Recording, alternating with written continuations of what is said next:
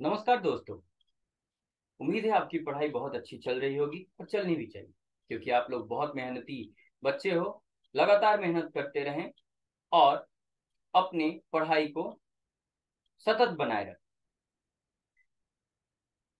आपके कक्षा 10 में अध्याय 6 में एक ज्यामिति के बहुत ही महत्वपूर्ण आकृति के कुछ गुण धर्मों को हमें अध्ययन करना। इस आकृति का नाम है त्रिभुज। इस अध्याय में हमें त्रिभुजों के समरूपता के ऊपर काम करना है, देखना है इससे जुड़े हुए प्रश्नों को। ठीक है, तो आगे बढ़ने से पहले चलिए कुछ बातों को समझे, जाने। जरा इन आकृतियों को ध्यान से देखें आप।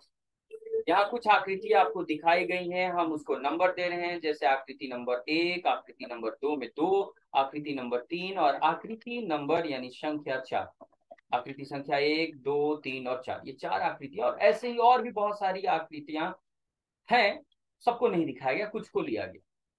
इन सारे आकृतियों को हम लोग ज्यामितीय आकृति कहते हैं। देख लीजिए जरा ध्यान से, ये जो आकृतियां हैं इन्हें हम लोग ज्यामितीय आकृति कहते हैं, ज्योमेट्रिकल फिगर्स कहते हैं। और इनसे जुड़े हुए बहुत सारे गुणधर्म होते हैं जिन्हें हमें अध्ययन करना पड़ता है। ये ज्यामितीय आकृति अलग अलग रूप में है, आकार में है, और इनका अपना अपना नाम। जैसे ये पहली आकृति जो है इसे वृत्त कहते हैं, ये वृत्ताकार शेप यानी आकार होता है हमारा। अंग्रेजी में इसे सर्कल कहेंगे। बहुत सारे ऐसे उदाहरण हैं हमारे रोजमर्रा के जीवन में, जहां आकृतियां जो हमारे सामने दिखती हैं वो इस रूप में होती है जिसे आप वृत्ताकार या वृत्त कहते हैं।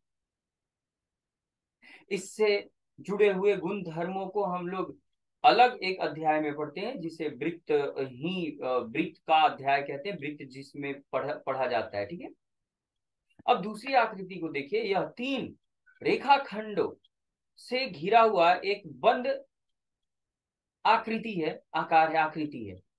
इसे हम लोग त्रिभुज कहते हैं, और वर्तमान अध्याय जो है हम उसमें हमें इसी त्रिभुज के गुण धर्मों के बारे में पढ़ना है।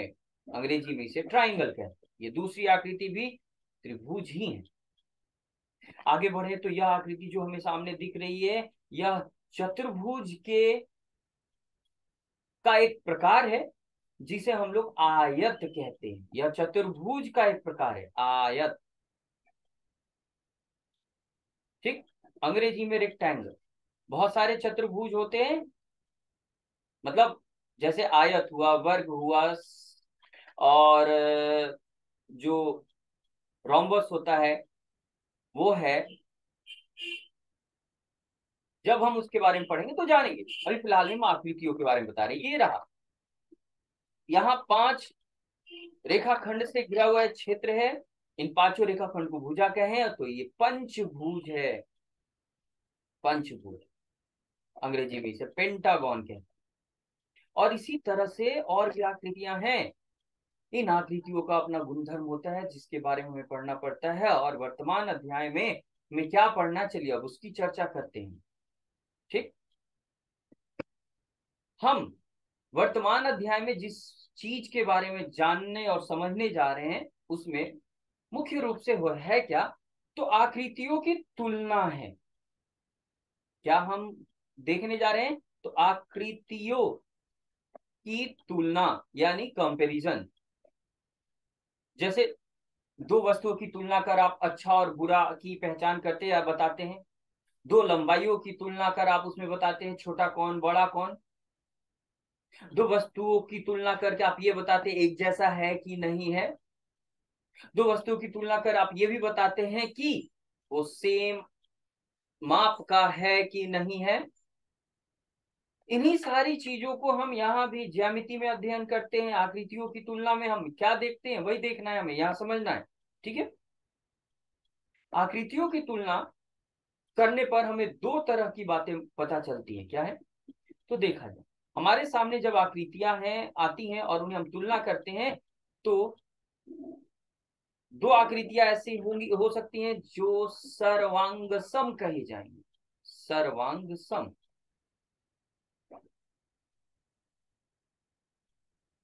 आकृतियां जो हमें मिलेंगे, दो आकृतियों की तुलना, जाहिर सी बात है जब हम तुलना करेंगे तो कम से कम दो आकृतियां होनी चाहिए। आकृतियों के कुछ उदाहरण हमने पिछले पन्ने पर आपको दिखाया। आप इनमें से दो आकृति एक जैसे ले सकते हो, अलग अलग ले सकते हो। तो ऐसे ही कुछ आकृतियों की बात कर रहे हैं, उनकी तुलना कर रहे हैं। तो तुलना करने पर हम पाते हैं कि दो आकृतियां वो सर्वांगसम हो सकती हैं या समरूप। सर्वांगसम, कनग्रुएंट इंग्लिश में कहते हैं, कनग्रुएंट। और समरूप, सिमिलर। थोड़ा गहराई से इनके मतलब को समझिए। सर्वांग सम का संधि विच्छेद करे अगर, तोड़े सर्व प्लस अंग प्लस सम। सर्व अंग सम, सर्व का मतलब होता है सभी, अंग मतलब हिस्सा भाग, और सम का मतलब होता है बराबर। यानी थोड़ा ध्यान से इस शब्द को तोड़कर समझने की कोशिश करें तो हमें समझ में आएगा कि जिन आकृतियों की बात कर रहे हैं हम, वहां सभी भागों के बराबर होने की बात कर रहे हैं। यानी जब हम दो आकृतियों की तुलना करते हैं तो हमें ऐसे दो आकृतियां मिलती हैं जो एकदम हूबहू एक जैसे हों, एकदम सेम टू सेम। जिसे और स्पष्टता के साथ बोला जाए तो क्या क्या बातें यहां हमें दिखेंगी कि अगर सभी अंग बराबर हों तो इसको और ढंग से हम वर्णन करना चाहें तो हम क्या पाएंगे, कहेंगे उसके बारे में कि उनके आकार एक जैसे हों, यानी समान आकार के हों, सब भाग बराबर में। और ज्यादा थोड़ा स्पष्ट रूप से हम बातों को समझने की कोशिश करें तो समान आकार, इसे अंग्रेजी में सेम शेप कहेंगे। और दूसरा समान आमाप, आमाप, आकार और आमाप सेम साइज।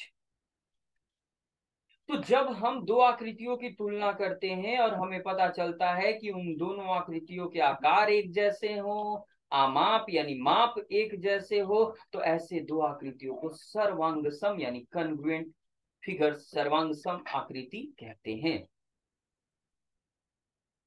ठीक, उदाहरण देखेंगे। समरूप के बारे में जरा जान ले, समझ ले, समरूपता का मतलब क्या है, समरूप होने का मतलब क्या है। तो समरूप में हम देखेंगे क्या, सम जोड़ रूप, सम माने समान, और रूप का मतलब हो गया आकार, स्वरूप। समान रूप, रूप ही लिखिए। और यहां हम बात करें, अगर थोड़ा स्पष्टता से इसे और ज्यादा ढंग से जानने की कोशिश करें तो क्या है, ऐसी दो आकृतियां जिनके आकार एक जैसे हो, समान आकार यानी सेम साइज, लेकिन उनका सेम शेप, लेकिन उनका आमाप बराबर हो ऐसा जरूरी नहीं है। आमाप बराबर हो भी सकते और नहीं भी। तो आमाप बराबर हो या मत हो, आकार एक जैसा होना चाहिए। तो ऐसे दो आकृतियों को समरूप कहते हैं। जैसे और ढंग से, चूंकि इस अध्याय में हमें इसी के बारे में पढ़ना है तो और ज्यादा खुलकर समझेंगे हम आगे इसे। सर्वांग समता के बारे में कक्षा 9 में हमें बताया गया, बहुत बृहद रूप से बताया गया। तो बस एक कम तुलना किया है मैंने सर्वांगसम और समरूपता को, तो ढंग से समझ लीजिए। आमाप समान हो भी सकता है और नहीं भी, और नहीं भी। इतना ही काफी नहीं है, हम उदाहरण को देखेंगे और उदाहरण के आधार पर इसे, इन बातों को समझने की कोशिश करेंगे। हमने यहाँ पहले में कहा कि आकार समान हो, आकार समान हो का मतलब अगर हम एक आकृति को त्रिभुजाकार ले रहे हैं तो दूसरी आकृति भी त्रिभुजाकार, आकार बोल रहे हैं हम। तो पहली आकृति त्रिभुज हो यानी त्रिभुजाकार हो, तो दूसरी आकृति भी त्रिभुजाकार ही होनी चाहिए, ये हो गया आकार। बात समझ ले, अगर पहली आकृति हम त्रिभुजाकार ले रहे हैं तो दूसरी आकृति भी त्रिभुजाकार होगी, तो समान आकार हो गया। अब अमाप समान हो, इसका मतलब है भुजाओं, जो जो इसके हिस्से हैं, भाग हैं, भाग समान हो, लिखा गया सभी भाग बराबर, हर तरह से बराबर, सर्वांग सम, हर प्रकार से बराबर इसको कहेंगे हम, सभी भाग बराबर या हर प्रकार से बराबर, आकार में भी बराबर, अमाप में भी बराबर। तो अगर मान लेते हैं ये भुजा इसकी 3 सेंटीमीटर की है, तो ये भुजा इसकी एक भुजा इसकी भी 3 सेंटीमीटर की, अगर दूसरी भुजा इसकी 4 सेंटीमीटर की है तो इसकी भी दूसरी भुजा 4 सेंटीमीटर की होगी, और तीसरी भुजा अगर 5 सेंटीमीटर की है तो इसकी भी तीसरी भुजा 5 सेंटीमीटर की होगी। ये अमाप हो गया जो भुजाओं के आधार पर दिखाया गया है। और इस स्थिति में कोण भी बराबर हो जाते हैं, संगत कोण जिन्हें कहते हैं, जिसके बारे में पढ़ेंगे आगे। तो ये जो दो त्रिभुज बताए गए जिनके सारे भुजाएं बराबर हो, अमाप बराबर हो गया, और आकार में तो है ही त्रिभुजाकार, तो ऐसे दोनों आकृति को हम सर्वांग सम कहेंगे, जिसे 9वीं क्लास में 9वीं कक्षा में हमें पढ़ना था। अब हमें रूप देखना है, आकार खाली देखना, साइज का हिसाब किताब नहीं।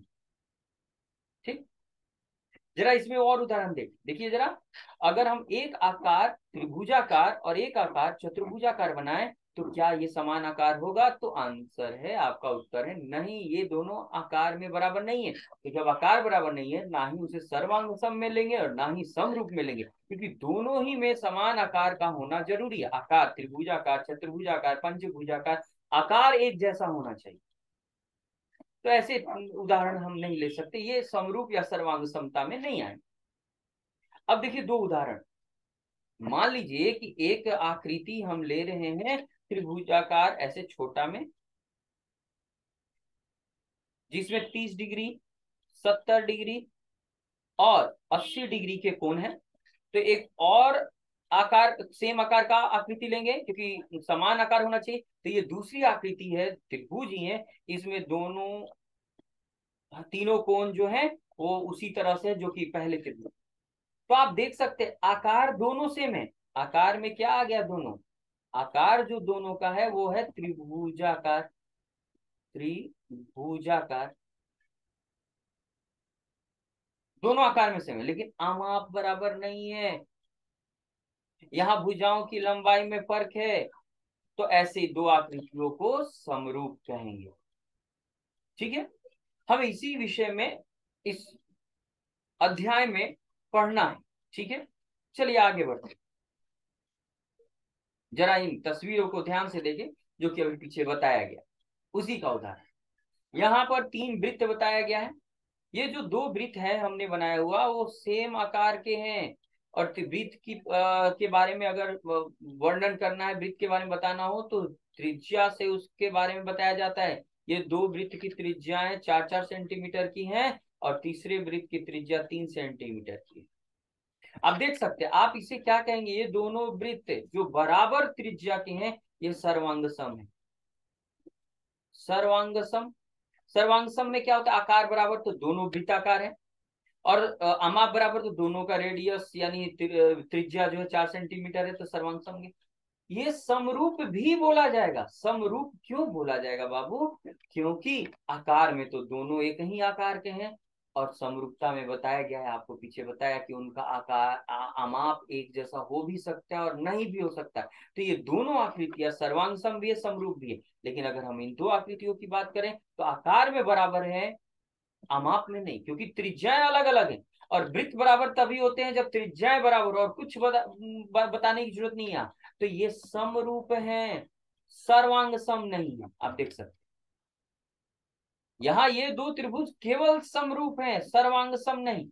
लेकिन यहाँ दोनों वृत्त जो है वो सर्वांग सम और समरूप दोनों है।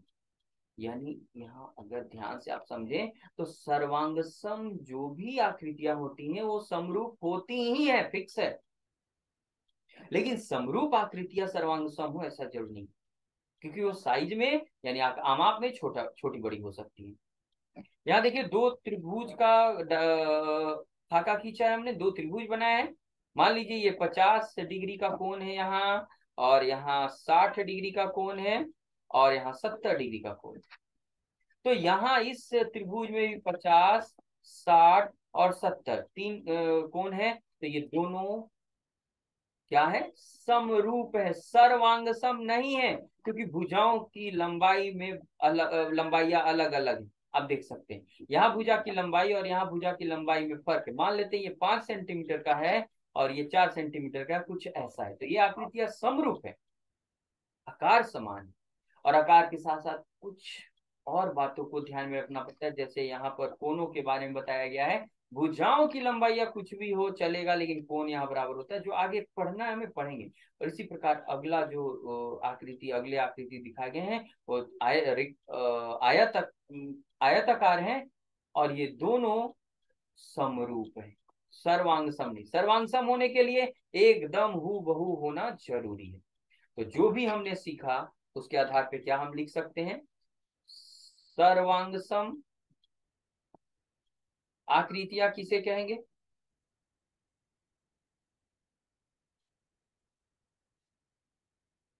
कॉन्ग्रुएंट फिगर्स क्या है?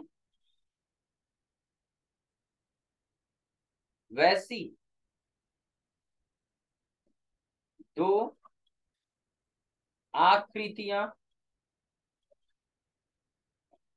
जिनके आकार मतलब शेप तथा आमाप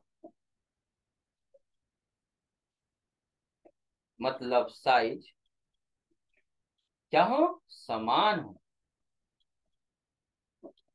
हो सर्वांग सम, सर्वांग सम आकृतियां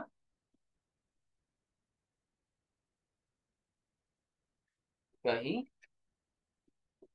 जाती हैं। ठीक। और दूसरा जो है समरूपता के बारे में, समरूप आकृतियां क्या है? आकृतियां जिसे आप क्या कहोगे? आप कहोगे सिमिलर फिगर्स। तो अभी अभी जो अध्ययन के ऊपर जाना हमने उदाहरणों के द्वारा भी, तो समरूप आकृतियां क्या है? वैसी दो आकृतियां जिनके आकार यानी शेप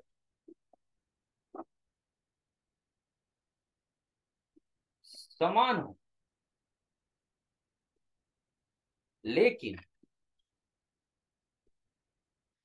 लेकिन उनके आमाप आमाप का समान होना आवश्यक नहीं हो। समरूप आकृतियां के आकृतियां कही जाती हैं। एक सीधा उदाहरण समझिए। मान लीजिए आप किसी फोटोशॉप पे जाते हैं, यानी जहां फोटो निकाला जाता है आपका फोटो, और उसे कहते हैं कि आपको पासपोर्ट साइज का फोटो चाहिए भाई, पासपोर्ट साइज का फोटो। तो इस तरह से 5 फोटो चाहिए, तो पांचों फोटो एकदम हूबहू सेम आकार और आमाप में आपको ऐसे 5 फोटो दे देगा। ये सर्वांग समता का उदाहरण है। समरूपता भी, सर्वांग सम है तो समरूप है, सर्वांग समता। लेकिन आप कहें कि एक फोटो जरा बड़ा कर दीजिएगा और एक फोटो वही मेरा वाला फोटो छोटा कर दीजिएगा, तो ये सिर्फ समरूप है, सर्वांग सम नहीं है। ये सर्वांग सम और समरूप दोनों है। तो ये होता है सर्वांग समता और समरूपता के बारे में। ठीक। आगे कुछ बातों को जानना है हमें, जरा देखा जाए। ठीक। क्या है ये बातें?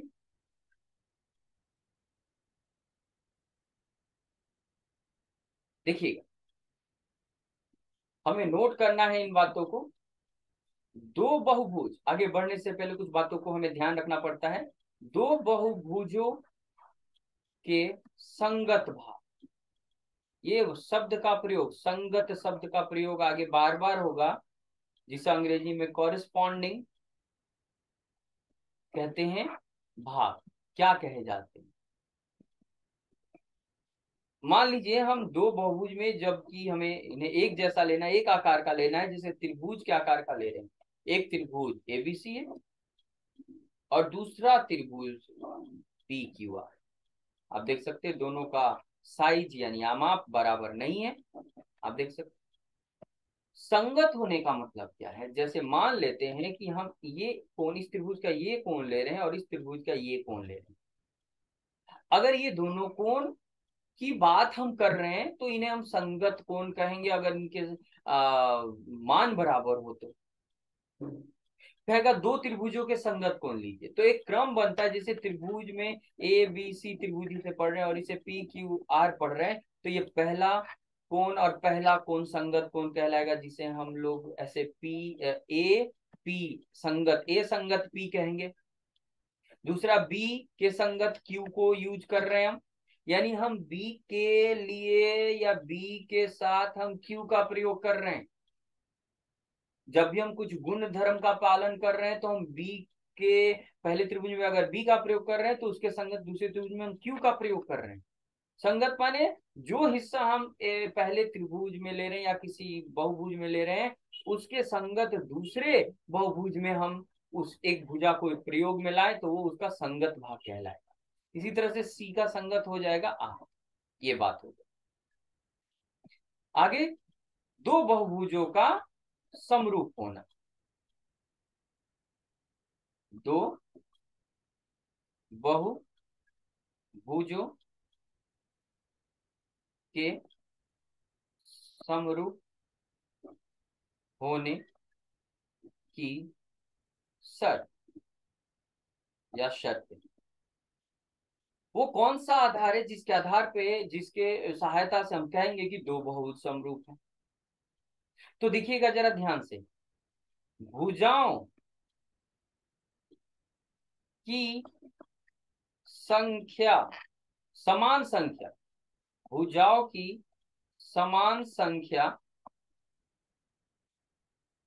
वाले दो बहुभुज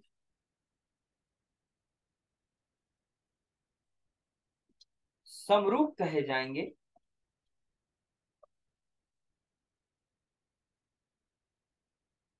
कहे जाते हैं